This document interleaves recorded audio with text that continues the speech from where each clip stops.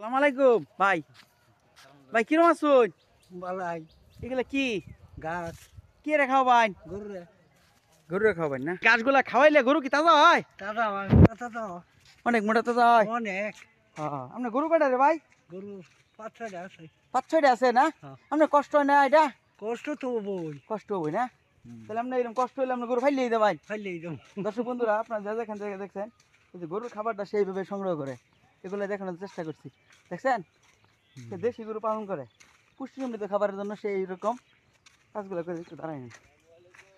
তাহলে গরু ওই করে মোটামুটি কিরম লাভবান আপনি? লাভবান আছি। লাভবান আছে বলে দেখছেন, এটা কোনো আপনার কষ্ট হয় না, ঠিক না? না না আপনি এইভাবেই মাঠ থেকে সেই গাছগুলো সংগ্রহ করার পরে এই গাছগুলো কি সে পুকুরে ধুয়ে পরবর্তীতে দেখেন এই বস্তা এক বস্তা গাছ কটা করে খাবার পাবো?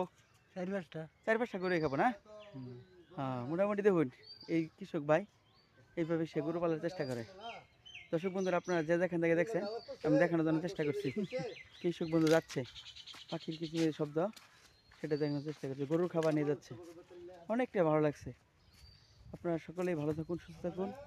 আসসালামু আলাইকুম রহমতুল্লাহ।